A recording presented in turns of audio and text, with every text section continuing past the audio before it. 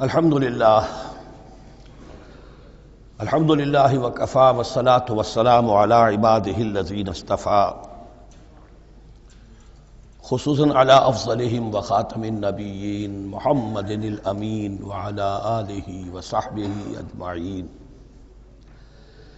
اما بعد فقد قال اللہ تبارک وتعالی کما ورد فی سورۃ البقرہ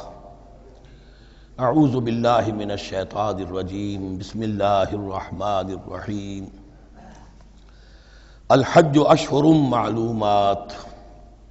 فمن فرض فیہن الحج فلا رفث ولا فسوق ولا جدال فی الحج وما تفعلوا من خیر یعلمہ اللہ وتزودوا فإن خیر الزاد التقوی واتقون یا اولی الالباب صدق اللہ العظیم۔ پچھلے رکوع سے مناسک حج کا تذکرہ شروع ہو چکا تھا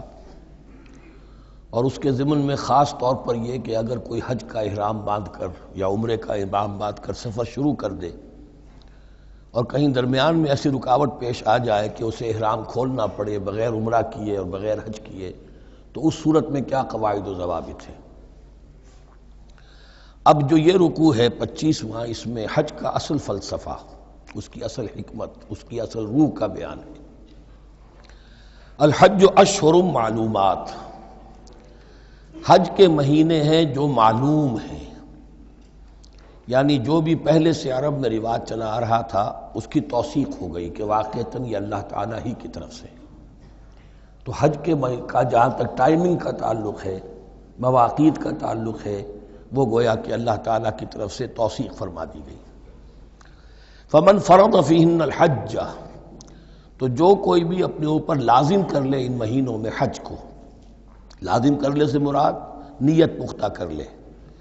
اور نیت پختہ کرنے کی علامت احرام باندھ لے۔ فمن فرض فیہن الحج، تو حج کے لیے جو اپنے اوپر لازم کر لے، فلا رفث ولا فسوق ولا جدال فی الحج، تو احرام کی حالت میں یہاں لفظ حج آیا ہے، ان میں سے پہلی قید جو ہے فلا رفث، تو کوئی شہوت کی بات نہیں ہونی چاہیے۔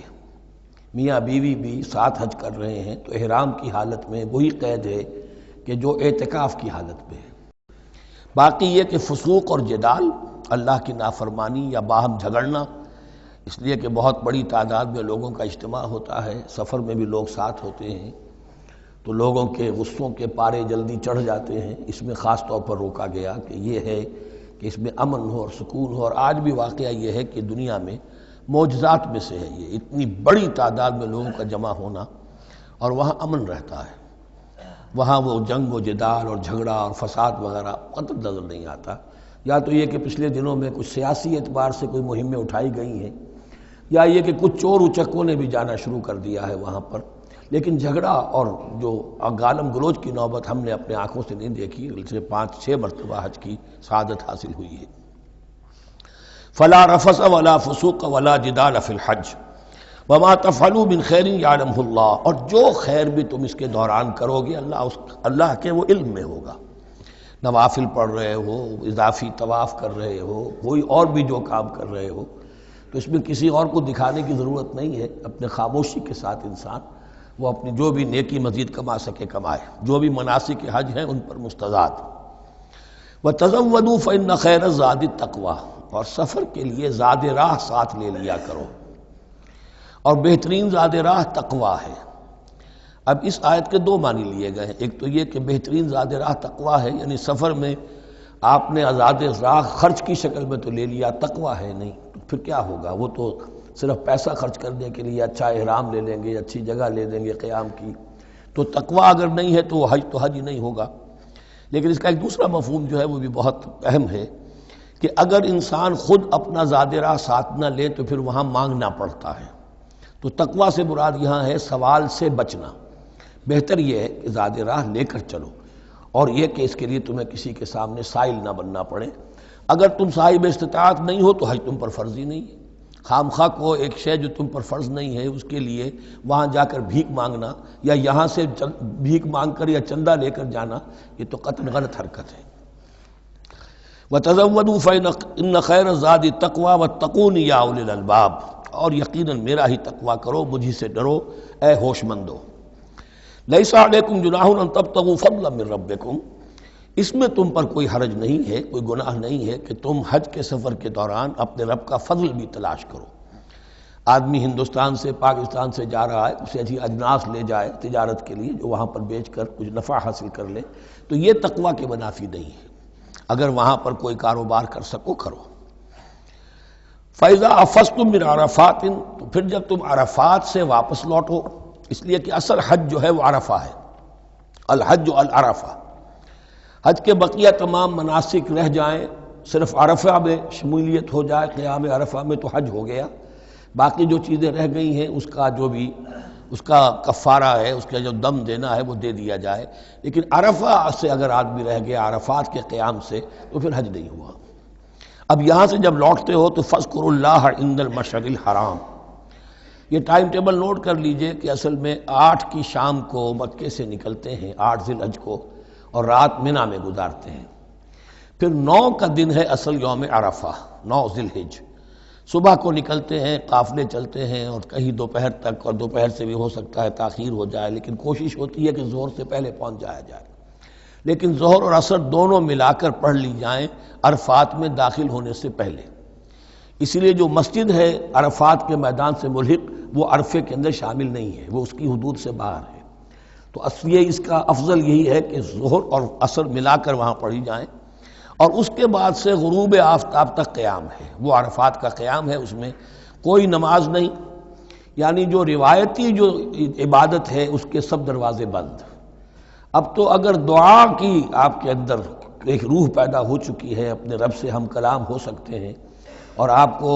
حلاوت مناجات حاصل ہو گئی ہے، تو دعا مانگتے رہیے، بس یہی ہے دعا۔ قیام عرفہ جو ہے کھڑے ہو کر بیٹھے ہوئے جس طرح بھی ہو اللہ سے مناجات کرو، یا پھر یہ کہ اگر اس میں کبھی ہو جائے کسی وجہ سے تو آدمی تلاوت کرے، لیکن یہ کہ عام نماز نہیں۔ فَإِذَا أَفَضْتُم مِّنْ عَرَفَاتٍ فاذكروا اللَّهَ عِندَ الْمَشْعَرِ الْحَرَامِ، یہ مزدلفہ کا قیام ہے، 9 کی شام کو مغرب کی نماز کا وقت ہو چکنے کے بعد وہاں سے روانگی ہے، لیکن وہاں مغرب کی نماز پڑھنے کی اجازت نہیں ہے۔ اب جاؤ اور مغرب اور عشاء دونوں جمع کرو اس میں مشعر حرام یعنی مزدلفہ میں۔ وَاذْكُرُوهُ كَمَا هَدَاكُمْ، اور یاد کرو اسے، ذکر کرو جیسے کہ تمہیں اس نے ہدایت دی ہے۔ اس سے مراد ہے کہ جو کچھ اللہ کے رسول نے تمہیں سکھایا ہے، ذکر کے جو طور طریقے ہیں، اس کے لیے جو بھی طریقے ہیں وہ اللہ نے ہدایت دی اپنے رسول کے ذریعے۔ وَإِن كُنتُم مِّن قَبْلِهِ لَمِنَ الضَّالِّينَ، اور یقیناً اس سے پہلے تو تم گمراہ لوگوں میں سے تھے، تمہیں معلوم نہیں تھا، حج کی شکل باقی رہ گئی تھی، اس کی روح ختم ہو گئی تھی، اس کے مناسک میں بھی تم نے رد و بدل کر دیا تھا، وہ آگے آ رہا ہے۔ ثُمَّ أَفِيضُوا مِنْ حَيْثُ أَفَاضَ النَّاسُ، پھر پلٹو وہیں سے جہاں سے کہ سب لوگ پلٹتے ہیں۔ قریش نے یہ کہا تھا کہ ہماری خاص حیثیت ہے کہ ہم تو منی ہی میں مقیم رہیں گے، باہر سے آنے والے لوگ عرفات جائیں اور عرفات سے پھر واپس لوٹیں، یہ سارے مناسک ہمارے لیے نہیں ہیں، ہم تو مکے والے ہیں اور ہماری شان یہ ہے کہ ہم عرفات نہیں جائیں گے، منی ہی میں قیام رہے گا۔ یہاں بتایا گیا کہ یہ تم نے غلط بات ایجاد کر لی ہے، ثم افیضوا من حیث افاض الناس، جہاں سے سب لوگ لوٹتے ہیں یعنی میدان عرفہ سے، وہیں سے لوٹو۔ واستغفر اللہ، اللہ سے استغفار کرتے رہو، ان اللہ غفور الرحیم، یقینا اللہ بخشنے والا رحم فرمانے والا ہے۔ فَإِذَا قَضَيْتُم مَّنَاسِكَكُمْ، اور جب تم اپنے یہ مناسک ادا کر لو، پورے کر لو، فاذکروا اللہ کذکرکم آباءکم، تو اب اللہ کا ذکر کرو جیسے کہ تم اپنے آباء و اجداد کا ذکر کرتے رہے ہو، جس شد و مد کے ساتھ۔ وہاں یہ ہو گیا تھا کہ پھر منی میں جب یہ ٹھہرتے تھے تو اپنے آباء و اجداد کے قصیدے بیان کیے جا رہے ہیں، جیسے ہمارے ہاں ہوتا ہے، جو دیہاتی لوگ ہوتے ہیں، راجپوت لوگ ہوتے ہیں، ان کے میراثی ہوتے ہیں، اسی طرح وہاں شعراء ہوتے تھے قبائل کے، وہ ان قبیلوں کی مدح بیان کرتے تھے، ان کے بڑے بزرگوں کی، اسلاف کی جو ہے عظمت بیان کرتے تھے۔ اللہ کا ذکر ختم ہو چکا تھا،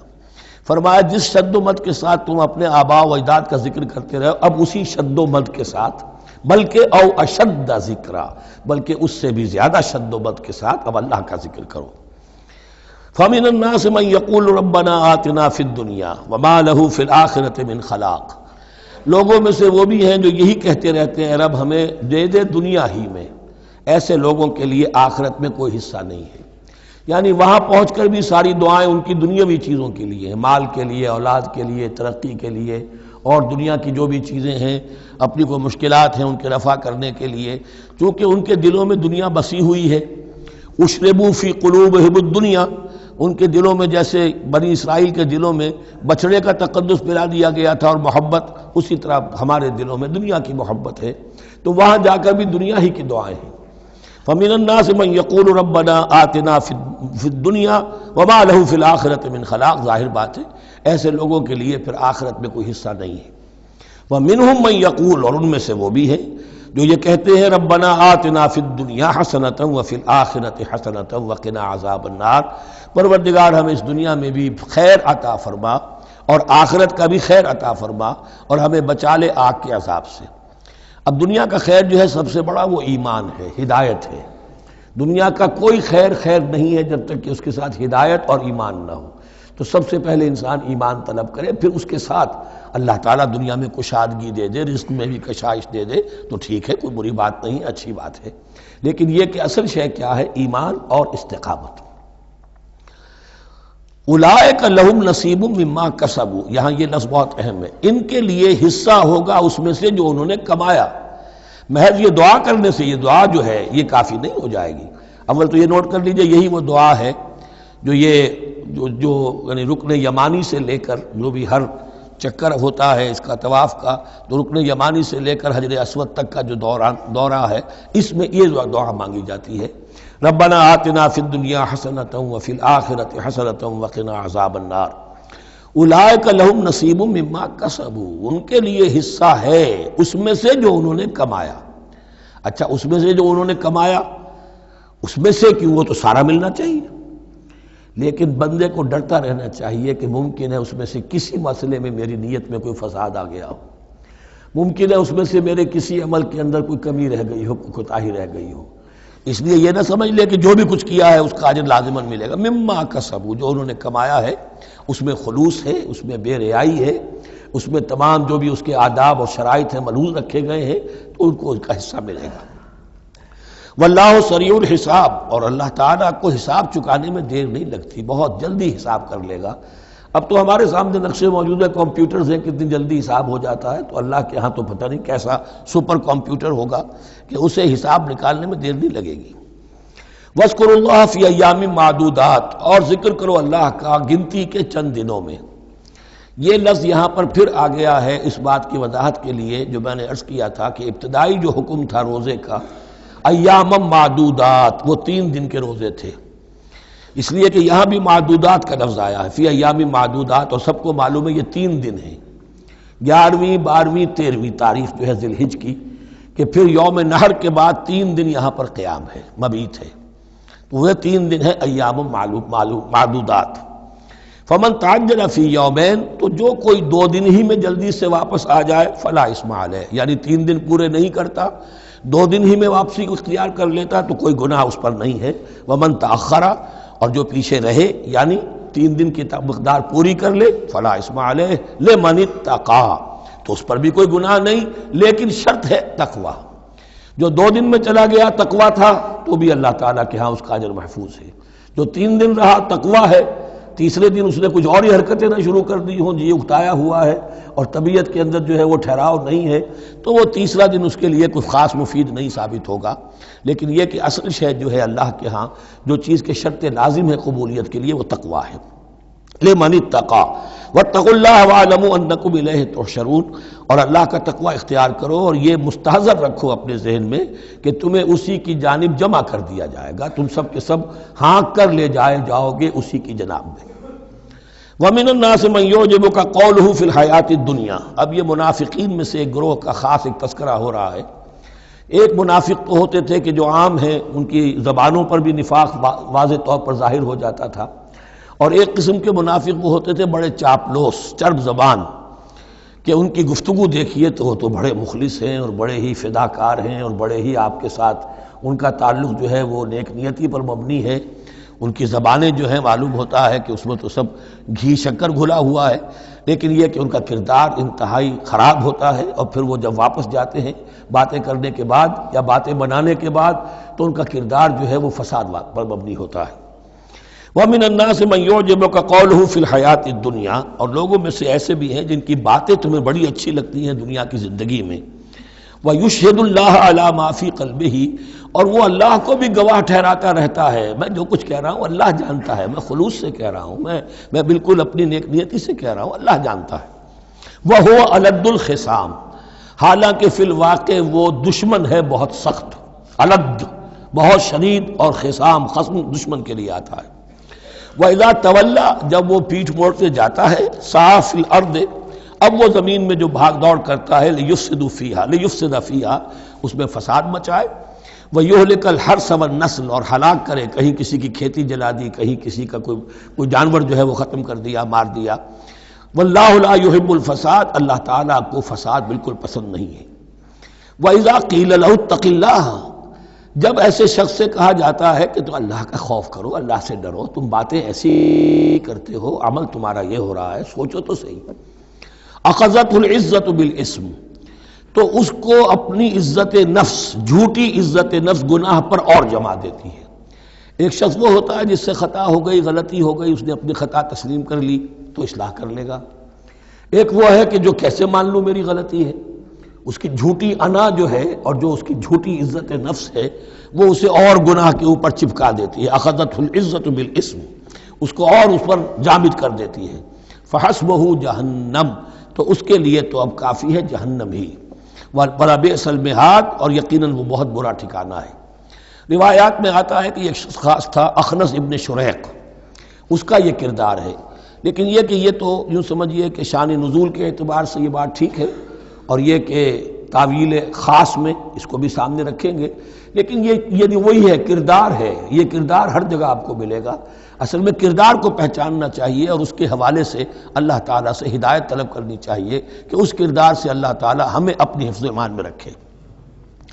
وَمِنَ النَّاسِ مَن يَشْرِي نَفْسَهُ ابْتِغَاءَ مَرْضَاتِ اللَّهِ، قرآن کا یہ عام اسلوب ہے کہ تقابل ضرور کرتا ہے، فوری تقابل۔ تو اس میں لوگوں میں سے وہ بھی ہیں جو اپنے آپ کو بیچ دیتے ہیں اللہ کی رضا جوئی کے لیے، اپنا تن من دھن، ان صلاتی و نسکی و محیایا و مماتی للہ رب العالمین۔ ومن الناس من یشری نفسہ ابتغاء مرضات اللہ واللہ رؤوف بالعباد، اور اللہ اپنے ایسے بندوں کے حق میں بہت شفیق ہے۔ ظاہر بات ہے جس نے یہ ارادہ کر لیا ہو، نیت کر لی ہو، کبھی ایسے شخص سے بھی کوئی کوتاہی ہو سکتی ہے، حالات ہو سکتے ہیں عارضی سے، کبھی جذبات میں آ کر کوئی غلط قدم اٹھ گیا، اللہ پھر معاف فرمائے گا، بڑی شفقت کے ساتھ معاف فرمائے گا۔ طے کر لے انسان، ایک سیدھا راستہ یہی بن جائے، ان صلاتی و نسکی و محیایا و مماتی للہ رب العالمین۔ تو پھر یہ ہے کہ کوئی تیز دوڑے گا، کوئی آہستہ چل سکے گا، مختلف صلاحیتوں کے لوگ ہوتے ہیں، اس میں فرق و تفاوت رہے گا، لیکن جس نے یہ عزم کر لیا ہے اللہ تعالیٰ ان کے حق میں بہت شفیق ہے۔ یا ایھا الذین آمنوا ادخلوا فی السلم کافہ، اے اہل ایمان اسلام میں داخل ہو پورے کے پورے۔ یہ گویا کہ وہ بات اب کہی جا رہی ہے کہ جس کا ریورس یا کانورس ہم بنی اسرائیل کے ساتھ جو خطاب تھا اس میں پڑھ چکے ہیں۔ افتؤمنون ببعض الکتاب وتکفرون ببعض، کیا تم ہماری کتاب، ہمارے دین، ہماری شریعت کے ایک حصے کو مانتے ہو اور ایک کو رد کر دیتے ہو؟ فما جزاء من يفعل ذلك منكم الا خزي في الحياة الدنيا ويوم القيامة يردون الى اشد العذاب۔ تو جو کوئی بھی تم میں سے یہ روش اختیار کرے گا اس کی کوئی سزا اس کے سوا نہیں ہے کہ دنیا میں ذلت اور خواری ان پر مسلط کر دی جائے اور قیامت کے دن شدید ترین عذاب میں جھونک دیے۔ اس کو اب مثبت پیرائے میں مسلمانوں سے کہا جا رہا ہے، یا ایھا الذین آمنوا ادخلوا فی السلم کافہ، ریزرویشنز کے ساتھ نہیں، ایکسیپشنز کے ساتھ نہیں۔ اللہ کی بندگی تو کرنی ہے، اس معاملے میں نہیں، اللہ کے حکم تو ماننا ہے لیکن یہ حکم نہیں میں مان سکتا، یہ ایک کی بھی نفی جو ہے وہ گویا کہ کل کی نفی ہو جائے گی۔ ادخلوا فی السلم کافہ، ٹیک اٹ اور لیو اٹ، یہ پیکج ڈیل ہے، اس میں جزوی بات نہیں ہو سکتی۔ ولا تتبعوا خطوات الشیطان، اور دیکھو شیطان کے قدموں کی پیروی نہ کرو، اس کے نشانات راہ جو ہیں، اس کے نشانات قدم جو ہیں ان کی پیروی نہ کرو۔ انہ لکم عدو مبین، وہ تو یقیناً تمہارا بڑا کھلا دشمن ہے۔ فإن زللتم من بعد ما جاءتکم البینات، پھر اگر تم پھسل گئے اس کے بعد بھی کہ تمہارے پاس یہ واضح تعلیمات آ چکی ہیں، فاعلموا ان اللہ عزیز الحکیم، تو جان لو کہ اللہ تعالیٰ پھر زبردست ہے، اس میں دھمکی کا پہلو آ گیا کہ پھر اللہ کی جو ہے پکڑ سخت ہوگی. حکیم بھی ہے، اس کی پکڑ میں بھی حکمت ہے. اگر یہ پکڑ نہ ہو تو ظاہر بات ہے کہ پورا نظام جو ہے دین کا وہ پھر بالکل ایک بے منطقی. اگر اللہ کی طرف سے کسی گناہ پر پکڑ ہی نہیں ہے تو پھر یہ آزمائش کیا ہوئی؟ پھر جزا و سزا کا کیا سوال؟ پھر جنت اور دوزخ کا کیا معاملہ؟ هل ينظرون الا ان ياتيهم الله في ظلل من الغمام والملائكة وقضي الامر.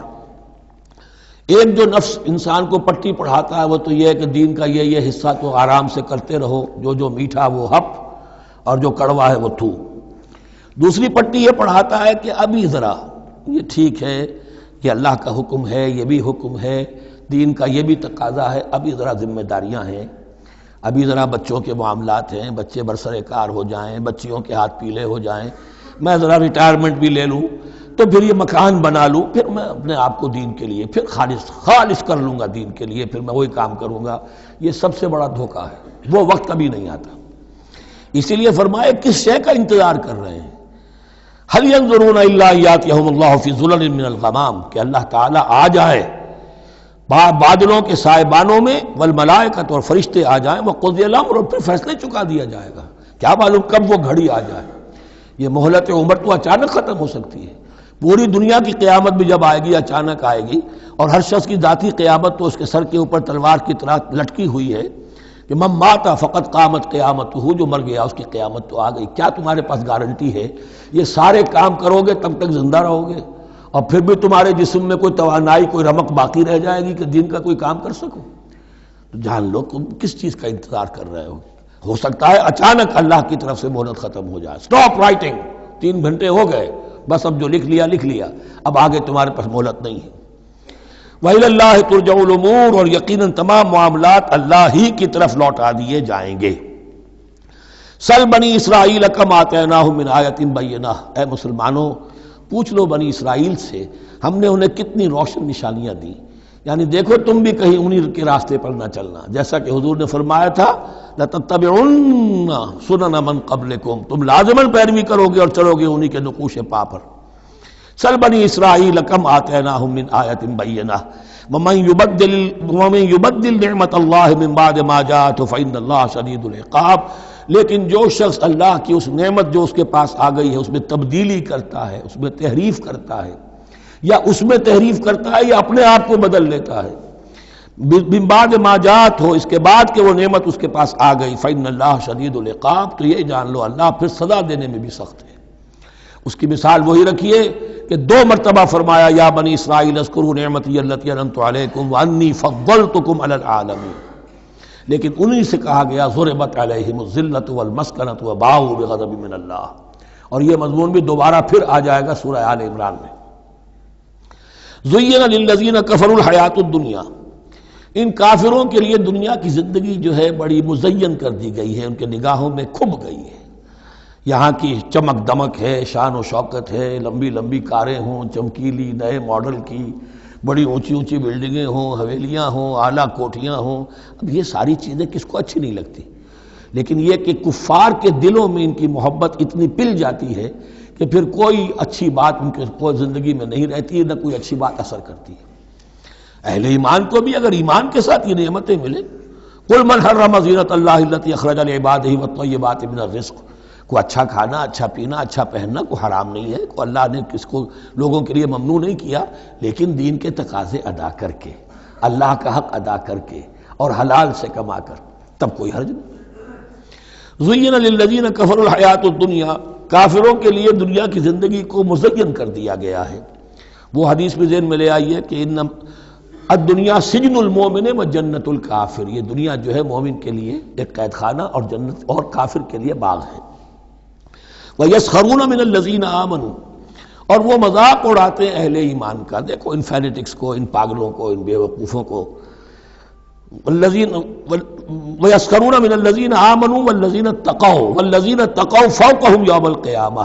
اور جن لوگوں نے تقویٰ کی روش اختیار کی تھی قیامت کے دن اب وہ ان کے اوپر ہوں گے. اور بلکہ ہمیں سورہ مطففین میں تو آگے چل کر پتہ چلے گا پھر اہل ایمان ان کا مذاق اڑائیں گے. واللہ یرزق من یشاء بغیر حساب، اور اللہ تعالیٰ رزق عطا فرمائے گا جس کو چاہے گا بغیر حساب۔ یہ جنت کی طرف اشارہ ہے۔ اب یہ جو آیت آ رہی ہے پھر ایک طویل آیت ہے، جس میں نے عرض کیا تھا بڑے بڑے حسین اور خوشنما حکمت کے اور علم کے اور معرفت کے پھول جو ہیں وہ اس بنتی میں بن دیے گئے ہیں۔ دو کلڑیاں یعنی شریعت، عبادات اور معاملات، دو لڑیاں انفاق اور جہاد، قتال، جہاد بالمال، جہاد بالنفس، اور ان میں یہ پھول آ جاتے ہیں عظیم۔ اس کو میں نے عنوان دیا ہے آیت الاختلاف، آیت الآیات، آیت البر، اور یہ آیت الاختلاف۔ اختلاف کیوں ہوتا رہا ہے؟ اور یہ بہت اہم ہے، اس لیے کہ جو وحدت ادیان کا فلسفہ دنیا میں کچھ لوگوں کی طرف سے پیش ہوتا ہے، اس کا ایک حصہ صحیح ہے اور ایک حصہ غلط ہے۔ صحیح کون سا ہے، غلط کون سا ہے، وہ اس حدیث، اس آیت سے معلوم ہوگا۔ کان الناس امۃ واحدۃ، اس میں کوئی شک نہیں، پہلے تو انسان سب کے سب ایک امت تھے، حضرت آدم کی نسل، حضرت آدم نبی ہیں تو امت تو ایک ہی تھی، جب تک کہ ان کے اندر گمراہی پیدا نہیں ہوئی، اختلافات نہیں ہوئی، شیطان نے کچھ لوگوں کو نہیں ورگلایا، اس وقت تک تو کان الناس امۃ واحدہ، تمام انسان ایک ہی امت تھے۔ اب یہاں پہ سمجھ لیجئے کہ یہاں اس کے بعد ایک حرف محذوف ہے، ثم اختلفوا، پھر ان میں اختلافات ہوئے، فساد پیدا ہوا، کچھ لوگوں نے گمراہی کی روش اختیار کر لی، ایک بیٹا اگر حابیل تھا تو دوسرا قابیل بھی تھا۔ فبعث اللہ النبیین مبشرین ومنذرین، تو اب اللہ نے نبیوں کو بھیجنا شروع کیا جو بشارت دیتے تھے نیکوکاروں کو اور جو خبردار کرتے تھے غلط کاروں کو۔ وانزل معهم الکتاب بالحق لیحکم بین الناس فیما اختلفوا فیہ، اور اللہ نے ان کے ساتھ کتاب نازل فرمائی اپنی، تاکہ وہ حق کے ساتھ نازل فرمائی، تاکہ وہ فیصلہ کر دے لوگوں کے مابین ان امور میں جن میں انہوں نے اختلاف کیا تھا۔ وَمَا اخْتَلَفَ فِيهِ إِلَّا الَّذِينَ أُوتُوهُ مِن بَعْدِ مَا جَاءَتْهُمُ الْبَيِّنَاتُ بَغْيًا بَيْنَهُمْ، اور پھر جو اختلاف کیا ان میں سے تو نہیں کیا اختلاف کرنے والوں نے مگر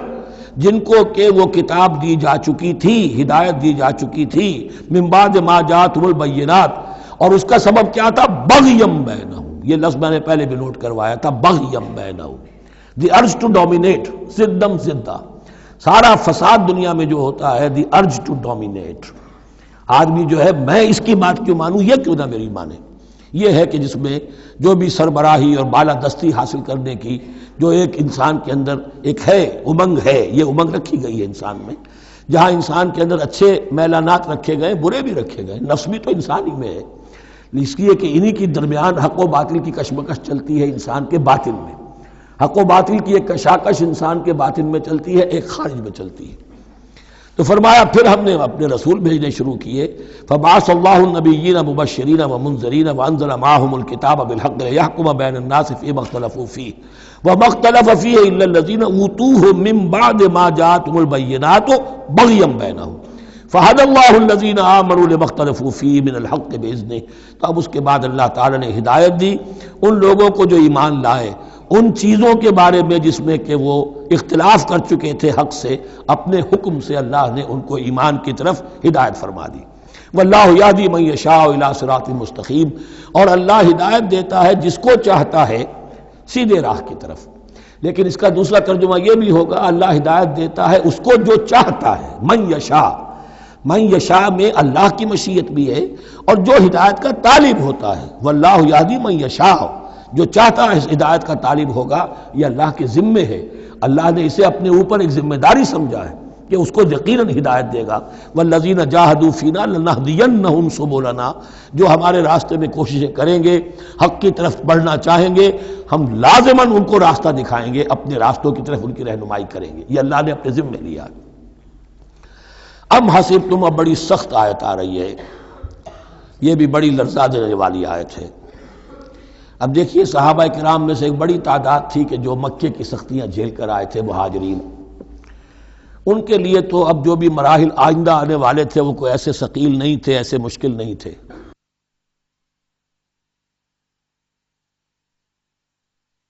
وہ سختیاں تو وہاں نہیں انہوں نے جھیلنی تھی کہ جو کہ مکے میں مہاجرین نے جھیلی تھی، تو اب ان سے ہے خاص طور پر روئے سخن، اگرچہ خطاب عام ہے اور یہ قرآن مجید میں عام طور پر آپ کو ملے گا کہ الفاظ عام ہیں، لیکن آپ اگر دیکھیں گے تو روئے سخن کسی خاص طبقے کی طرف ہے۔ تو یہاں در حقیقت ان کو بتایا جا رہا ہے۔ ام حسبتم ان تدخلوا الجنہ، کیا تم نے یہ سمجھا تھا کہ جنت میں داخل ہو جاؤ گے؟ ولما یاتکم مثل الذین خلوا من قبلکم، حالانکہ ابھی تک تو تمہارے اوپر وہ حالات و واقعات تو وارد ہی نہیں ہوئے جو ان پر ہوئے تھے جو تم سے پہلے تھے۔ مستہم الباساء، انہیں آ لیا، پہنچی ان کو سختی بھوک کی، والضراء اور تکالیف، وزلزلوا اور وہ ہلا مارے گئے، حتیٰ یقول الرسول والذین آمنوا معہ متی نصر اللہ، یہاں تک کہ پکار اٹھا وقت کا رسول اور جو ان کے ساتھ اہل ایمان تھے، کب آئے گی اللہ کی مدد، الا ان نصر اللہ قریب، اب انہیں یہ خوشخبری دی گئی کہ آگاہ ہو جاؤ اللہ کی مدد قریب ہے۔ یعنی اللہ آزماتا ہے، یہ وہی بات ہے جو اس سے پہلے آ چکی ہے 19ویں رکوع میں بالکل شروع میں، وَلَنَبْلُوَنَّكُمْ بِشَيْءٍ مِّنَ الْخَوْفِ وَالْجُوعِ وَنَقْصٍ مِّنَ الْأَمْوَالِ وَالْأَنفُسِ وَالثَّمَرَاتِ، ہم لازماً آزمائیں گے۔ یہ کوئی پھولوں بھرا راستہ نہیں ہے، پھولوں کی سیج نہیں ہے، حق کا راستہ ہے، یہ کانٹوں بھرا بستر ہے، کانٹوں بھرا راستہ ہے، اس کے لیے ذہناً تیار ہو جاؤ۔ در رہے منزل لیلا کہ خطر ہاست بسے، شرط اول قدمی نفس کے مجنوں باشی، دیکھ سمجھ کر آؤ۔ ام حسبتم ان تدخلوا الجنة ولما یاتکم مثل الذین خلوا من قبلکم مستهم الباساء والضراء وزلزلوا حتى يقول الرسول والذین آمنوا معه متی نصر اللہ الا ان نصر اللہ قریب۔ یہ آیت پھر مسلمانوں کو، صحابہ کرام کو سورہ صف میں یہ خوشخبری سنائی گئی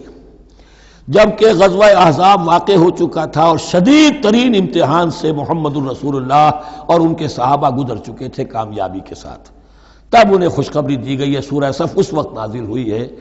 وَأُخْرَىٰ تُحِبُّونَهَا نَصْرٌ مِّنَ اللَّهِ وَفَتْحٌ قَرِيبٌ، اب تمہارے لیے وہ خوشخبری ہے اے نبی، بشر المومنین، اپنے اہل ایمان ساتھیوں کو بشارت دے دیجئے کہ اب وہ وقت آ گیا ہے کہ اللہ کی نصرت کے دروازے کھلتے چلے جائیں گے۔ یسألونک ماذا ینفقون، یہ آپ سے پوچھ رہے ہیں کہ وہ کیا خرچ کریں، جو انفاق کے لیے کہا جا رہا ہے کیا خرچ کریں۔ تو انسان جو بھی بھلائی کے لیے خرچ نکالے اس میں سب سے پہلا حق کن کا ہے؟ قل ما انفقتم من خیر، کہہ دیجئے جو بھی تم خرچ کرو خیر میں سے، دولت میں سے، مال اسباب میں سے، فللوالدین، سب سے پہلا جو حق ہے وہ والدین کا ہے، والاقربین اور رشتہ داروں کا ہے، والیتامى اور یتیموں کا ہے، والمساکین اور محتاجوں کا ہے، وابن السبیل اور مسافر کا ہے، وما تفعلوا من خیر فإن اللہ بہ علیم، اور جو بھی خیر تم کماؤ گے، جو کام بھی اچھا کرو گے، جان لو وہ اللہ کے علم میں ہے۔ یہ ضرورت نہیں ہے کہ دنیا واقف ہو اس سے، تمہیں اگر اجر اللہ سے لینا ہے تو اللہ تو رات کے اندھیرے میں بھی دیکھ رہا ہے، اور تمہارے داہنے ہاتھ نے جو کچھ دیا ہے بائیں کو پتہ نہیں چلا تو اللہ کو تو پھر بھی پتہ چل گیا۔ اب یہ سخت آیت اور آ گئی، کتب علیکم القتال، اب میں نے کہا تھا نا کہ یہ لڑیاں جو ہیں چونکہ بٹی ہوئی ہیں تو ایک لال اور ایک پیلی اور ایک ہری اور ایک نیلی، تو یہ نظر آتی ہے ایک طرف سے کہ کٹے ہوئے ہیں رنگ، ان کو کھول دیں گے تو ہر لڑی مکمل ہو جائے گی، ایک گویا کہ تسلسل ہے۔ کتب علیکم القتال وہو کرہ لکم، مسلمانوں اب تم پر جنگ فرض کر دی گئی ہے اور وہ تمہیں گراں گزر رہی ہے۔ یہ مضمون اصل میں اس سے پہلے سورہ محمد نازل ہو چکی ہے اور اس میں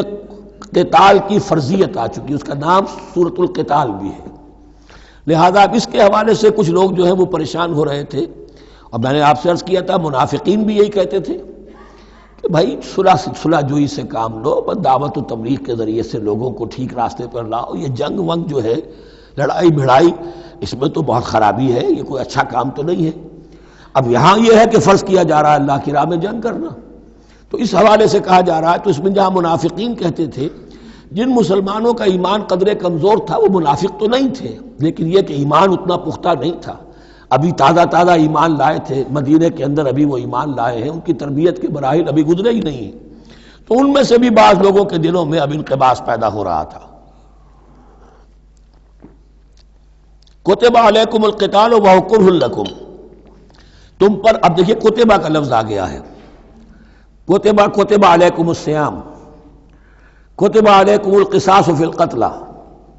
کتب علیکم اذا حضر احدکم الموت ان ترک خیرا الوصیہ،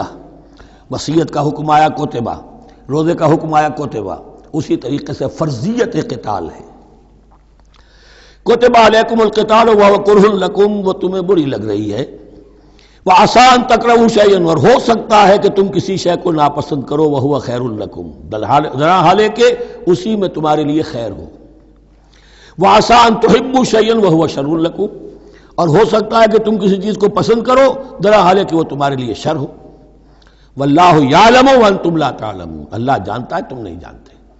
تم اپنی عقل پر ایمان نہ رکھو، تم اللہ کی وحی پر ایمان رکھو، تم اللہ کے رسول پر ایمان رکھو۔ جس وقت کے لیے جو حکم موضوع تھا اس وقت وہ حکم تھا، کفو ایدیکم، 14 برس تک تمہیں قتال سے منع کیا گیا، اب فرض ہو رہا ہے قتال، اب تمہارے لیے لازم وقت کا جو ہے امر الحال کو پہچانو۔ اللہ تعالی واللہ یعلم وانتم لا تعلمون، یسألونک عن الشہر الحرام قتال فیہ، اب جب جنگ کا حکم شروع ہو گیا تو اب وہ پوچھتے تھے کہ یہ جو مہینے حرمت والے ہیں، حج کا ہے، عمرے کا ہے، تو اس میں جنگ کرنا کیسا ہے؟ اس لیے کہ سیرت میں یہ واقعہ آتا ہے، وقت نہیں تفصیل سے میں بیان کر سکوں، کہ نخلا کی وادی میں ایک مقابلہ ایسا پیش آ گیا تھا کہ وہ رجب کا مہینے کا بھی دن تھا، اور اس میں ہی کوئی قتال ہو گیا، مسلمانوں کے ہاتھوں ہوا یا مسلمانوں کے اوپر ایسی سچویشن ہو گئی کہ انہیں مجبوراً وہ کام کرنا پڑا۔ اس پر شور اٹھا دیا، دیکھو ان لوگوں کا کیا حال ہے، بنے پھرتے ہیں اللہ والے، رسول والے، دین والے، آخرت والے، اور ان کا حال یہ ہے کہ یہ حرمت والے مہینے کے انہوں نے بٹا لگا دیا، اس میں جنگ کی ہے۔ یہ اصل میں ان حضرات کی طرف سے گویا کہ اللہ تعالیٰ اپنے ان مومن بندوں کی طرف سے خود صفائی پیش کر رہے ہیں۔ یسألونک عن الشہر الحرام قتال فیہ، یہ پوچھتے ہیں آپ سے حرمت والے مہینوں میں قتال کا حکم، قل قتال فیہ کبیر، کہہ دیجئے ہاں حرمت والے مہینے میں جنگ کرنا بہت بڑی بات ہے، یعنی بہت بڑا گناہ ہے، لیکن وَصَدٌّ عَن سَبِيلِ اللَّهِ وَكُفْرٌ بِهِ وَالْمَسْجِدِ الْحَرَامِ وَإِخْرَاجُ أَهْلِهِ مِنْهُ أَكْبَرُ عِندَ اللَّهِ، یہ بھی تو دیکھو کہ جن لوگوں نے وہ جرم کیے ہیں کہ جنہوں نے اللہ کے راستے سے روک دیا، اللہ کا کفر کیا، مسجد حرام کے راستے روک دیے مسلمانوں کے لیے، اب یہ نہیں جا سکتے، بیت اللہ میں عبادت نہیں کر سکتے، اخراج اہلہ منہ، اس میں سے لوگوں کو نکلنے پہ مجبور کر دیا مکے کے مسلمانوں کو، اکبر عند اللہ، گناہ تو وہ بھی ہے لیکن یہ کہیں بڑا گناہ ہے اللہ کے نزدیک۔ تو سینس آف پروپورشن ہونا چاہیے کہ کس چیز کے مقابلے میں کس شے کی برائی ہے۔ والفتنۃ اکبر من القتل، یہ پہلے بھی آ چکا ہے، والفتنۃ اشد من القتل، اب آیا والفتنۃ اکبر من القتل۔ فتنہ ہر وہ کیفیت ہے جس میں صاحب ایمان کے لیے ایمان پر قائم رہنا اور اسلام پر عمل کرنا مشکل ہو جائے۔ آج کا پورا معاشرہ فتنہ ہے، اسلام پر عمل کرنا مشکل ہے، بدماشی کے راستے کھلے ہوئے ہیں، حرام خوری کے راستے کھلے ہوئے ہیں، حلال عقل حلال، دانتوں پسینہ آئے تو شاید نصیب ہو، شادی کے نکاح کے راستے بند کیے ہوئے ہیں، یہ شرطیں ہیں اور یہ شرطیں ہیں اور یہ شرطیں ہیں اور یہ ہے اور یہ چیزیں لازمی ہیں، اور زنا کے راستے کھلے جائیے۔ جس معاشرے کے اندر جب غلبہ باطل کا ہوگا حق پر چلنا ممکن نہیں رہے گا، وہ جو باطل کا غلبہ ہے وہ سب سے بڑا فتنہ ہے۔ والفتنۃ اکبر من القتل، فتنہ جو ہے بہت بڑی شے ہے قتل کے مقابلے میں۔ ولا یزالون یقاتلونکم حتی یردوکم عن دینکم ان استطاعوا، اور سن لو یہ لوگ تم سے جنگ کرتے رہیں گے یہاں تک کہ لوٹا دیں تمہیں اپنے دین سے، اگر وہ کر سکتے ہوں، وہ تو تلے ہوئے ہیں اس پر کہ تمہیں لوٹا کر لے جائیں گے اپنے دین سے۔ یہاں اشارہ ہو رہا ہے مشرکین مکہ کی طرف، کیونکہ اب یہ تمہید چل رہی ہے سورہ بقرہ کے اندر غزوہ بدر کے لیے، اب اس کے بعد غزوہ بدر ہونے والا ہے، اس کے لیے ذہنی تیاری۔ ولا یزالون یقاتلونکم حتی یردوکم عن دینکم ان استطاعوا، وہ تو اپنی سے کوشش کرتے رہیں گے کہ تمہیں تمہارے دین سے پھرا کر لوٹا کر واپس لے جائیں اگر ان میں طاقت ہے۔ ومن یرتد منکم عن دینہ، اور سن لو جو بھی کوئی تم میں سے پھر گیا، مرتد ہو گیا اپنے دین سے، فیمت، اور اسی حالت میں اس کی موت آ گئی، وہو کافر، کہ وہ کافر ہی تھا، فاولئک حبطت اعمالهم فی الدنیا والآخرہ، تو یہ وہ لوگ ہوں گے کہ جن کے تمام اعمال دنیا اور آخرت میں حبط ہو گئے۔ پہلے کتنے ہی نیکیاں کی ہوئی تھیں، کتنے ہی نمازیں پڑھی ہوئی تھیں، کتنا ہی جو ہے انفاق کیا تھا، صدقات دیے تھے، کچھ بھی کیا، سب کا سب زیرو ہو جائے گا۔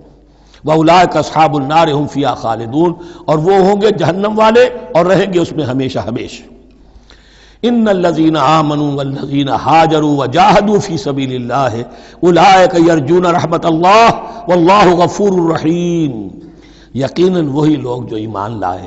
اور جنہوں نے ہجرت کی اور جہاد کیا اللہ کی راہ میں، یہ وہ لوگ ہیں جو اللہ کی رحمت کے امیدوار ہیں۔ بڑا لطیف طنز ہے ان پر، جا رہے ہیں حرام کے راستے پر، اللہ رحمت فرمائے گا۔ اللہ رحمت نہیں فرماتا، اللہ کی رحمت کا مستحق بننا پڑتا ہے۔ اللہ کی رحمت کا مستحق وہی ہے، ان الذین آمنوا والذین ہاجروا وجاہدوا فی سبیل اللہ اولئک یرجون رحمت اللہ۔ وہ امیدوار ہیں اللہ کی رحمت کے، وہ امید کرے تو ان کی امید بجا ہے۔ واللہ غفور الرحیم، اور یقیناً اللہ تعالیٰ غفور الرحیم ہے۔ یسألونک عن الخمر والمیسر، اب دیکھیے یہاں سے شریعت کا جو بلو پرنٹ اب تیار ہونا شروع ہوا، کچھ احکام پہلے آ چکے اور کچھ احکام اب آ رہے ہیں، تو بیچ بیچ میں یہ لڑیاں جو ہیں کٹی ہوئی ہیں۔ یہ آپ سے پوچھ رہے ہیں نبی صلی اللہ علیہ وسلم شراب اور جوئے کے بارے میں، قل فیہما اسم کبیر، اے نبی ان سے کہہ دیجئے کہ ان دونوں کے اندر بہت بڑے گناہ کی پہلو ہے، ومنافع للناس، اور لوگوں کے لیے کوئی منفعتیں بھی ہیں، واسمہما اکبر من نفعہما، اور ان کا جو گناہ کا پہلو ہے وہ نفع کے پہلو سے بڑا ہے، بس یعنی اشارہ کر دیا کہ چھوڑ دو اس کو، اب تمہاری عقل سلیم کے حوالے معاملہ ہے، حقیقت تم پر کھول دی گئی، یہ ابتدائی حکم ہے لیکن حکم کے پیرائے میں نہیں، بس یہ ہے کہ کچھ فائدے بھی ہیں، وہ تو ہے میں سے غرض نشاط ہے کچھ روسیا کو، ایک گونا بے خودی مجھے دن رات چاہیے، اور میں کدے کی راہ سے ہو کر گزر گیا ورنہ سفر حیات کا بے حد طویل تھا۔ یہ حکمت سمجھ لیجئے کہ جوئے میں اور میسر میں کیا چیز مشترک ہے کہ دونوں کو جمع کیا گیا۔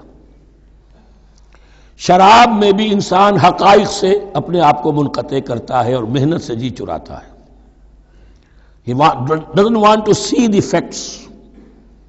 مواجہہ کرنے کو تیار نہیں، فیس کرنے کو تیار نہیں ہے bitter facts آف لائف کو، تو میں ایک گونا بے خودی مجھے دن رات چاہیے۔ اور جوا بھی محنت کی نفی ہے، چانس، داؤ لگاؤ، ایک ہے محنت سے ایک آدمی کما رہا ہے، مشقت کر رہا ہے، کھوکھا ہے یا کوئی چھابڑی لے کے جا رہا ہے یا کچھ اور کام ریڑھی چلا رہا ہے، وہ اپنی کوئی کمائی کر رہا ہے، اور ایک یہ داؤ لگاؤ، داؤ سے کمانا، چانس پر کمانا، یہ بھی محنت کی نفی ہے۔ تو یہ دونوں کے اندر اصل میں علت ایک ہی ہے۔ یسألونک عن الخمر والمیسر قل فیہما اسم کبیر ومنافع للناس واسمہما اکبر من نفعہما ویسألونک ماذا ینفقون قل العفو، اور یہ پوچھتے ہیں کتنا خرچ کریں، انفقوا انفقوا انفقوا وانفقوا فی سبیل اللہ ولا تلقوا بایدیکم الی التہلکہ، یہ آیت پر کل پڑھ چکے ہیں۔ اپنے آپ کو اپنے ہاتھوں ہلاکت میں نہ جھونکو، کتنا خرچ کرے، کچھ ہمیں مقدار بھی بتا دی جائے۔ فرمایا قل العفو، جو بھی تمہاری ضرورت سے زائد ہے۔ اللہ یہ بھی نہیں کرتا کہ اپنی ضرورتوں کو بھی تم پیچھے ڈال دو، نہیں، ضرورتیں اپنی پوری کرو، پھر جو اب تمہارے پاس ہے، اب یہ سمجھیے کہ جو ایک کمیونسٹ فلسفی ہے اس میں بھی ایک اصطلاح سرپلس ویلیو، ایک سرپلس ویلیو یہ ہے عفو، جو تمہاری ضروریات سے زائد ہے، یہ سرپلس ویلیو ہے، یہ اللہ کی راہ میں دے دو۔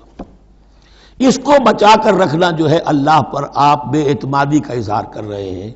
کہ اللہ کل نہیں دے گا مجھے، میں بچا کے رکھوں۔ یسألونک ماذا ینفقون قل العفو، لیکن اس میں یہ ہے کہ ضرورتیں کتنی ہیں، کیا ہے، اس کا کوئی پیمانہ مقرر نہیں کیا۔ یہ ہے باطنی روح، جس کے اندر اللہ کی محبت اور آخرت کا ایمان بڑھتا جائے گا، وہ اتنا ہی اپنی بیلٹ ٹائٹ کرے گا، اپنی ضرورتیں کم کرے گا، اپنے معیار زندگی کو پست کرے گا، اور زیادہ سے زیادہ جو ہے وہ اللہ کی راہ میں دے گا۔ لیکن اصول یہ ہے کہ ہر شخص یہ دیکھے کہ جو میری ضرورت سے زائد ہے اسے میں ریٹین نہ کروں، اسے میں دے دوں۔ اس انفاق پر پورے 2 رکوع آگے آنے والے ہیں سورہ مبارکہ میں۔ کذالک یبین اللہ لکم الآیات لعلکم تتفکرون، اسی طرح اللہ تعالی اپنی آیات تمہارے لیے واضح کر رہا ہے تاکہ تم تفکر کرو، غور کرو، فی الدنیا والآخرہ، تمہارا یہ غور دنیا کے بارے میں بھی ہونا چاہیے، آخرت کے بارے میں۔ دنیا میں بھی اسلام رہبانیت نہیں سکھاتا، نہ کھاؤ نہ پیو، چلے کشی کرو، چلے جاؤ جنگلوں میں، نہیں۔ اسلام متمدن زندگی کی تعلیم دیتا ہے، گھر گھرستی ہے، شادی کرو، بیوی بچوں والے رہو، ان کے بھی حقوق کو ادا کرو، ان کا بھی پیٹ تمہیں پالنا ہے، تو تفکر فی الدنیا والآخرہ، آخرہ کے لیے۔ لیکن یہ کہ اس میں ریشو پروپورشن رہنی چاہیے، دنیا کی کتنی قدر و قیمت ہے، آخرت کی کتنی قدر و قیمت ہے، اس کو جان لو۔ اسی کے حساب سے ایلوکیشن اگر نہیں ہے تو پھر یہ کہ سینس آف پروپورشن اگر غلط ہو گیا تو ظاہر بات ہے کہ پھر ہر چیز تل پٹ ہو جائے گی۔ ایک دوا کے نسخے میں کوئی چیز زائد تھی، کوئی کم تھی، آپ نے جو کم تھی اسے زیادہ کر دیا، جو زائد تھی کم کر دیا، تو اب ہو سکتا ہے کہ یہ نسخہ شفا نہ رہے، نسخہ ہلاکت بن جائے۔ وَيَسْأَلُونَكَ عَنِ الْيَتَامَىٰ، اور یہ آپ سے پوچھ رہے ہیں یتیموں کے بارے میں۔ قُلْ إِصْلَاحٌ لَهُمْ خَيْرٌ، اے نبی ان سے کہہ دیجئے ان کے لیے ان کی مصلحت کو پیش نظر رکھنا یہ ہے کہ جو بہتر ہے، نیکی ہے، بھلائی ہے۔ اصل میں سورہ بنی اسرائیل کی آیت جو ہے وہ لوگوں کے سامنے تھی، وَلَا تَقْرَبُوا مَالَ الْيَتِيمِ إِلَّا بِالَّتِي هِيَ أَحْسَنُ، مال یتیم کے قریب تک نہ بھٹکو، یعنی گڑبڑ کر لو گے اپنے اموال میں، اس میں سے یہ ہے کہ ہو سکتا ہے کہ تمہارا ان کا کوئی مال تمہارے پیٹ میں چلا جائے، ہانڈی مشترک ہے، اب اس میں ظاہر بات ہے یتیم نے بھی کھانا ہے، تم نے بھی کھانا ہے، اچھی اچھی بوٹیاں تم نے کھا لی ہیں اور یتیم کے لیے جو ہے خرچہ تو پورا ڈال دیا، لیکن یہ کہ اس کے لیے بیچارے کے لیے چھچڑے چھوڑ دیے۔ تو یہ چیز روکنے کے لیے کہا گیا تھا مکی صورتوں میں وَلَا تَقْرَبُوا مَالَ الْيَتِيمِ إِلَّا بِالَّتِي أَحْسَنُ۔ اب صحابہ کے لیے تو یہ چیزیں ایسی تھیں کہ اشارہ ذرا سا ہو گیا اور انہوں نے اس پر عمل کیا، انہوں نے ہڈیاں علیحدہ کر دی تاکہ ان کا خرچہ بالکل علیحدہ رہے۔ اب اس میں تکلیف ہو رہی تھی، ایک گھر کے اندر ہی ایک یتیم ہے، اس کا خرچہ اس کے مال میں سے نکالا جا رہا ہے۔ فرمایا کہ یہ مقصد نہیں تھا، مقصد یہ تھا کہ تم ان کے مال ہڑپ نہ کر جاؤ۔ قُلْ إِصْلَاحٌ لَهُمْ خَيْرٌ، قُلْ إِصْلَاحٌ لَهُمْ خَيْرٌ، ان کے لیے اصلاح کرنا بھلائی کا ہے۔ وَإِن تُخَالِطُوهُمْ فَإِخْوَانُكُمْ، اگر تم اپنے ساتھ ان کو ملائے رکھو تو وہ تمہارے بھائی ہیں۔ وَاللَّهُ يَعْلَمُ الْمُفْسِدَ مِنَ الْمُصْلِحِ، اللہ جانتا ہے مفسد کو بھی مصلح کو بھی، وہ جانتا ہے کہ یہ آدمی گڑبڑ کر رہا ہے، یہ ہڈیاں علیحدہ کر کے بھی گڑبڑ کر سکتا ہے، اور یہ وہ شخص ہے کہ جو ہڈیاں مشترک کر کے بھی حق پر رہ سکتا ہے۔ وَلَوْ شَاءَ اللَّهُ لَعَنَتَكُمْ، اگر اللہ چاہتا تو تمہیں سختی میں ڈالے ہی رکھتا، تم پر مشقت جو ہے یہ کیے رکھتا۔ ان اللہ عزیز الحکیم، یقیناً اللہ زبردست ہے، حکمت والا ہے۔ ایک طرف وہ سختی بھی کرتا ہے، زبردست ہے، لیکن وہ اس کے ہر حکم کے اندر حکمت بھی ہے، اور جہاں حکمت نرمی کی متقاضی ہوتی ہے وہاں وہ رعایت بھی دیتا ہے۔ وَلَا تَنكِحُوا الْمُشْرِكَاتِ حَتَّىٰ يُؤْمِنَّ، اور مشرک عورتوں سے نکاح نہ کرو جب تک کہ وہ ایمان نہ لے آئیں۔ وَلَأَمَةٌ مُؤْمِنَةٌ خَيْرٌ مِّن مُشْرِكَةٍ وَلَوْ أَعْجَبَتْكُمْ، ایک مومنہ خواہ وہ لونڈی ہو وہ بہتر ہے ایک مشرکہ سے خواہ وہ آزاد عورت ہو۔ وَلَوْ أَعْجَبَتْكُمْ، اور مزید یہ کہ وہ تمہیں اچھی بھی لگتی ہو۔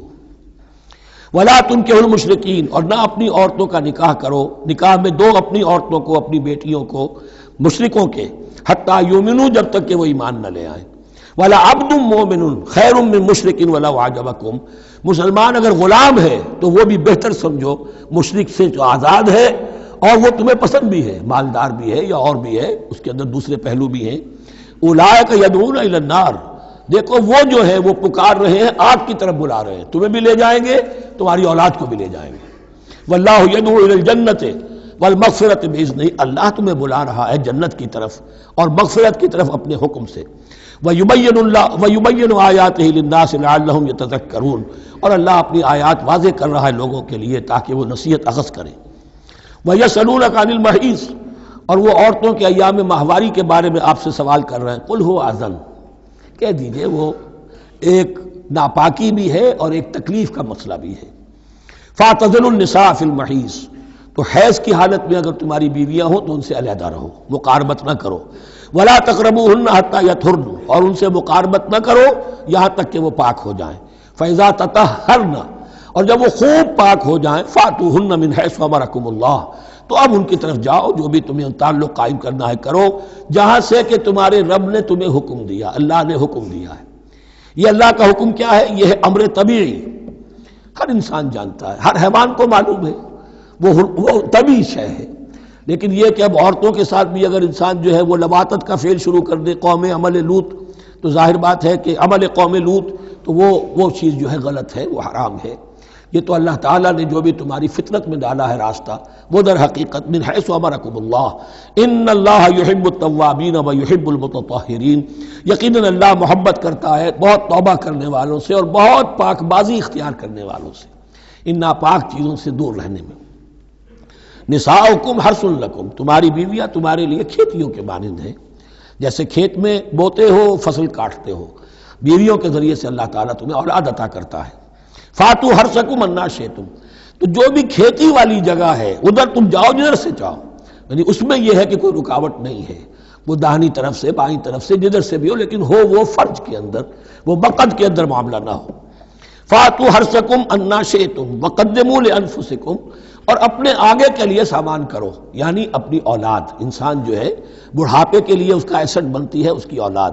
آج تو دنیا اولاد سے بھاگتی ہے، لیکن ایک زمانے میں تو اولاد جو ہے وہ عصائے پیری شمار ہوتی تھی۔ وقدموا لانفسکم واتقوا اللہ واعلموا انکم ملاقوہ، اور اللہ سے کا تقوی اختیار کرو۔ ابھی آپ دیکھیں گے کہ جو حکم بھی شریعت کا آئے گا بار بار تکرار کے ساتھ جو ہے اس میں تو تقوی کا ذکر بار بار آئے گا، کہ ایک قانون ہے اس کی قانونیت ہے، ایک ہے تقوی۔ قانون کی لاکھ پیروی کی جا رہی ہے، تقوی نہ ہو تو وہ قانون جو ہے وہ مذاق بن جائے گا، تماشا بن جائے گا۔ اس کے بعد مثالیں آئیں گی ابھی۔ واتقوا اللہ واعلموا انکم ملاقوہ،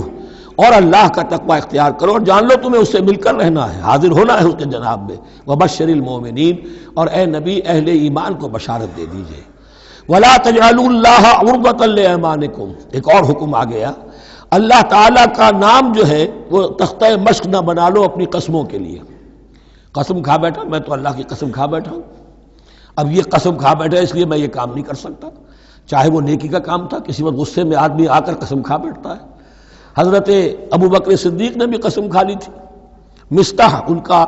ایک ایسا تھا مسلمان غریب جس کی وہ مدد کیا کرتے تھے، لیکن مستح بھی جب حضرت عائشہ پر تہمت میں ملوث ہو گیا تو حضرت ابو بکر نے قسم کھا لی کہ یہ بدبخت جس کی میں سرپرستی کرتا رہا یہ بھی میری بیٹی پر تہمت لگانے میں شامل ہو گیا، اب میں اس کی کبھی مدد نہیں کروں گا۔ یہ سورہ نور میں آئے گا، ان سے کہا گیا نہیں ایسا نہ کرو، تم اپنے نیکی کے دروازے کو کیوں بند کرتے ہو؟ قسم کھا لی، قسم کو کھول دو، کفارہ دے دو۔ وَلَا تَجْعَلُوا اللَّهَ عُرْضَةً لِأَيْمَانِكُمْ أَن تَبَرُّوا وَتَتَّقُوا، نیکی کا کام کرنے سے، تقوی کے کام سے رکنے کے لیے قسم کھا لینا۔ وَتُصْلِحُوا بَيْنَ النَّاسِ، اور اس سے کہ لوگوں کے مابین مصالحت کرو۔ اب آپ نے کسی دو بھائیوں کے درمیان جھگڑا تھا، مصالحت کی کوشش کی، آپ کی بات نہیں مانی گئی، اب اللہ کی قسم ہے صاحب اب میں آپ کے معاملے میں دخل نہیں دوں گا، اب میں تو قسم کھا بیٹھا۔ نہیں بھائی، اصلاح بین الناس جو ہے، اصلاح ذات البین، یہ کرتے رہو، اور ایسی قسم کھائی ہے اس کا کفارہ دے دو۔ واللہ سمیع علیم، اور اللہ تعالیٰ سننے والا اور جاننے والا ہے۔ لا یؤاخذکم اللہ باللغو فی ایمانکم، اللہ تعالیٰ مؤاخذہ نہیں کرے گا تم سے جو تم بغیر مقصد کے، بغیر عزم اور ارادے کے قسم کھا بیٹھتے ہو۔ یہ عربوں کا رواج ہے، واللہ باللہ کے بغیر ان کا کوئی جملہ شروع ہی نہیں ہوتا، تو یہ در حقیقت قسم کھانے کا ان کی اس وقت نیت نہیں ہوتی، بلکہ یہ ان کا ایک جس کو ہم کہتے ہیں تقیہ کلام ہے، ان کا ایک اسلوب ہے گفتگو کا، واللہ باللہ ہے، تو اس پر مؤاخذہ نہیں ہے۔ وَلَٰكِن يُؤَاخِذُكُم بِمَا كَسَبَتْ قُلُوبُكُم، ہاں جو تم نے ارادہ کر کے، تمہارے دلی ارادے کے ساتھ جو تم نے قسم کھائی ہے، پھر اس پر مؤاخذہ ہوگا، اسے توڑو گے، اس کا ایک کفارہ ہے وہ بعد میں آئے گا، وہ کفارہ جو ہے وہ پھر سورہ مائدہ کے اندر آ جائے گا۔ میں نے عرض کیا تھا کہ یہ اصل میں سورہ بقرہ میں بلو پرنٹ آ رہا ہے شریعت اسلامی کا، اور اس کے جو اصل چیزیں ہیں وہ پوری تکمیلی احکام وہ پھر آخر میں آئیں گے، کچھ سورہ نساء میں، کچھ سورہ مائدہ میں۔ واللہ غفور حلیم، اللہ غفور ہے، بخشنے والا ہے اور حلیم ہے، فوراً نہیں پکڑتا، فوراً سزا نہیں دیتا، مہلت دیتا ہے کہ اصلاح کر لو۔ للذین یولون من نسائہم تربص اربعۃ اشہر، اب یہ بھی ایک قسم کھا لی جاتی تھی کہ کسی وقت کسی مرد نے، کسی شوہر نے قسم کھا لی اب میں اپنی بیوی کے قریب نہیں جاؤں گا، ناراض ہو گئے، غصہ آ گیا، میں تمہارے سے کوئی تعلق نہیں رکھوں گا، یہ ایلا کہلاتا تھا۔ حضور نے بھی ایلا فرمایا تھا اپنی ازواج مطہرات سے جب انہوں نے کچھ زیادہ نفقے کا مطالبہ کیا تھا کہ اب عام مسلمانوں کے ہاں بھی خوشحالی آ گئی ہے تو اب ہمارے اوپر یہ سختی کیوں ہے، ہمارا بھی جو نفقات ہیں، ہمارا جو خرچ ہے، وظائف ہیں، بڑھائے جائیں۔ اس پر حضور نے پھر ایلا کیا، اس کا ذکر ہے، وہ بعد میں آئے گا۔ لیکن وہاں عام طور پر لوگ قسم کھا کے بیٹھ جاتے تھے، اب قسم کھا لی ہے، پچھتا بھی رہے ہیں، کیا کریں، قسم کھا چکے، اب بیوی کے پاس کیسے جائیں؟ اب وہ بیوی معلق ہے، نہ وہ شادی شداؤں میں ہے اور نہ وہ علیحدہ ہے، آزاد ہے۔ للذین یولون من نسائہم تربص اربعۃ اشہر، 4 مہینے کے لیے تو وہ انتظار کیا جا سکتا ہے۔ فإن فاؤوا، اس دوران میں اگر وہ لوٹے، اپنی قسم کو ختم کرے اور رجوع کر لیں، تعلق زن و شوق قائم کریں، فإن اللہ غفور رحیم، تو اللہ تعالیٰ غفور اور رحیم ہے۔ وإن عزموا الطلاق، اور اگر وہ طلاق کا ارادہ کر چکے ہوں کہ واقعتاً اب ان سے سیپریشن ہی ہے، فإن اللہ سمیع علیم، تو اللہ تعالیٰ سننے والا جاننے والا ہے۔ یعنی یہ کہ 4 مہینے سے زیادہ معلق نہ رکھو کسی کو، یا ادھر یا ادھر، یا فیصلہ کرو اور اسے فارغ کرو، اور یا پھر یہ کہ اپنی وہ قسم ختم کرو اور اس کا جو بھی کفارہ ہے وہ ادا کرو۔ اسی پر غالباً قیاس کیا تھا، بلکہ ساتھ ہی سیرت میں آتا ہے کہ حضرت عمر نے حضرت حفصہ سے پوچھ بھی لیا تھا۔ حالانکہ دیکھیے کہ باپ اور بیٹی کا معاملہ ہو رہا ہے اور باپ بیٹی سے سوال کر رہا ہے، دین کے معاملے میں حیا اور شرم کی بات نہیں ہوتی۔ ان اللہ لا یستحی ان یضرب مثلا ما بعوضۃ فما فوقها، تو یہ کہ جو لوگ جہاد پر جاتے تھے کوئی سال بھر گھر واپس نہیں آ رہا،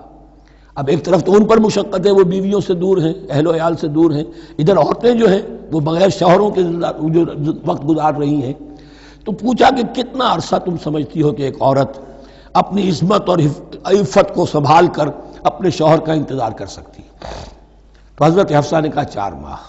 اور میں سمجھتا ہوں شاید انہوں نے اسی پر کہا ہو کہ یہ معلق رکھنے کا حکم بھی قرآن مجید میں جو ہے زیادہ سے زیادہ اس کی مہلت 4 مہینے ہے۔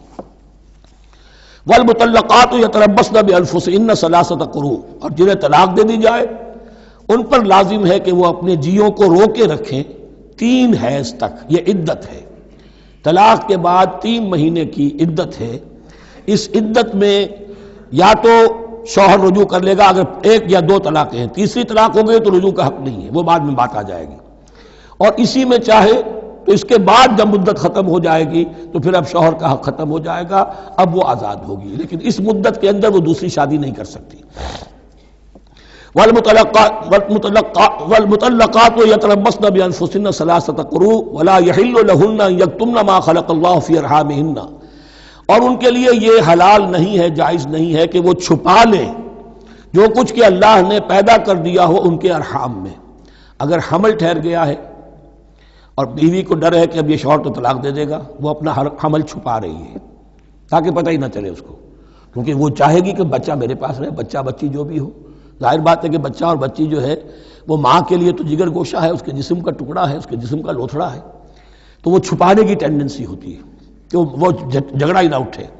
ولا يحل لهن ان يكتمن، ان کے لیے جائز نہیں ہے کہ وہ چھپائیں ما خلق اللہ فی ارحامهن، جو کچھ کے پیدا کر دیا ہے اللہ نے ان کے رحموں میں۔ ان كن يؤمن بالله واليوم الاخر، اگر وہ فی الواقع ایمان رکھنے والی ہیں اللہ پر اور یوم آخر پر۔ وَبَعُولَتُهُنَّ أَحَقُّ بِرَدِّهِنَّ فِي ذَلِكَ إِنْ أَرَادُوا إِصْلَاحًا، اور یہ جو عدت کی مدت ہے اس میں ان کے شوہروں کو حق حاصل ہے، زیادہ حقدار ہیں کہ انہیں لوٹا لیں، اسے رجعت کہتے ہیں، رجوع کیا جا سکتا ہے عدت کے اندر لیکن تیسری طلاق کے بعد نہیں۔ پہلی طلاق، دوسری طلاق، اس کے بعد دونوں میں جو عدت ہوگی اس میں رجوع کر سکتا ہے شوہر، اس کا اختیار ہے، بیوی کو نہ کہنے کا اختیار نہیں ہے کہ اب تم طلاق دے چکے ہو، اب میں تمہاری بات ماننے کو تیار نہیں ہوں، اس کا اسے حق نہیں ہے۔ اسے پھر وہ مرد کا جو حق ہے وَبَعُولَتُهُنَّ أَحَقُّ بِرَدِّهِنَّ، وہ زیادہ حقدار ہے کہ انہیں لوٹا لے، فی ذالک، اس مدت کے اندر ان ارادو اصلاحا، اگر وہ واقعتاً اصلاح ہی چاہتے ہیں۔ وَلَهُنَّ مِثْلُ الَّذِي عَلَيْهِنَّ بِالْمَعْرُوفِ، اور ان کے لیے حقوق ہیں جو کہ مناسبت سے ہیں ان کی ذمہ داریوں کے۔ وَلِلرِّجَالِ عَلَيْهِنَّ دَرَجَةٌ، اور مردوں کو ان پر ایک درجہ فوقیت کا، ایک درجہ فضیلت کا، ایک درجہ حقوق کا حاصل ہے۔ واللہ عزیز الحکیم، اور اللہ تعالیٰ سب کچھ جاننے والا، اللہ زبردست ہے اور حکمت والا ہے۔ یہ آیت اصل میں اس زمانے میں بہت مس انٹرپریٹ ہوئی ہے اور بعض مترجمین نے بھی ترجمہ غلط کیا ہے، یعنی اس کا یہ ترجمہ کردہ لہن مثل الذی علیہن، ان کے بھی حقوق مردوں پر ویسے ہی ہیں جیسے مردوں کے حقوق ہیں ان پر، تو یہ تو مساوات ہو گئی، اور مساوات جو اسلامی شریعت میں مرد اور عورت کے درمیان، شوہر اور بیوی کے درمیان نہیں ہے۔ مراد کیا ہے؟ لام اور اعلیٰ کا جو استعمال ہوتا ہے عربی میں، لام کسی کے حق کے لیے اور اعلیٰ کسی کی ذمہ داری کے لیے۔ لہن، ان کے لیے حقوق ہیں، مثل الذی علیہن، جیسے کہ ان پر ذمہ داریاں ہیں۔ اللہ تعالیٰ نے جیسے ذمہ داری مرد پر ڈالی ہے ویسے حقوق اس کو دیے ہیں، جیسی ذمہ داری عورت پر ڈالی ہے اس کی مناسبت سے کورسپونڈنگلی پروپورشنیٹ جو ہے اس کو بھی حق دے دیے ہیں۔ اور اس بات کو کھول دیا، مساوات کہاں سے آئے گی؟ جب کہہ دیا وَلِلرِّجَالِ عَلَيْهِنَّ دَرَجَةٌ، اور مردوں کو ان پر ایک درجہ حاصل ہے، فوقیت کا درجہ حاصل ہے۔ واللہ عزیز الحکیم۔ اب یہ تمہیں پسند ہو تب بھی اور ناپسند ہو تب بھی، اللہ تعالی عزیز ہے، حکیم ہے، وہ سب کچھ جاننے والا ہے، اور وہ زبردست ہے جو چاہے حکم دے، اور حکیم ہے، حکمت والا ہے، اس کا حکم حکمت پر مبنی ہے۔ بارک اللہ لی ولکم فی القرآن العظیم ونفعنی وإیاکم بالآیات والذکر الحکیم۔